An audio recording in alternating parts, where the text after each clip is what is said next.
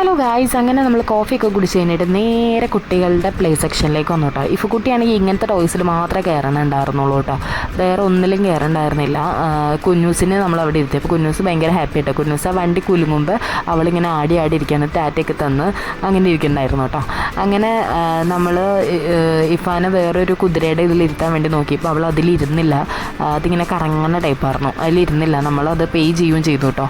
അത് കഴിഞ്ഞിട്ട് പിന്നെ അവർ പറഞ്ഞു ട്രെയിനിൽ വേണമെങ്കിൽ കയറ്റിക്കോ, അപ്പോൾ ഇത് പറഞ്ഞാൽ മതി എന്ന് പറഞ്ഞു. പക്ഷേ അതിലും ആൾ ഇരുന്നില്ല. ഇയാൾക്ക് ഇങ്ങനെയുള്ള സാധനത്തിൽ മാത്രം ഇരുന്നതായിരുന്നു. അവസാനം നമ്മൾ വേറൊരു കുതിരയിൽ ഇരുത്തിട്ടോ. പിന്നെ നമ്മളിത് ആ കണ്ണ് അങ്ങനത്തെ ടൈപ്പ് പാവക്കുട്ടി എടുക്കാൻ വേണ്ടി നോക്കിയായിരുന്നു. പക്ഷേ അത് നമ്മൾ വിജയിച്ചില്ല ഗൈസ്. 2 പ്രാവശ്യം നമ്മൾ ശ്രമിച്ചു നോക്കി, നടന്നില്ല കേട്ടോ.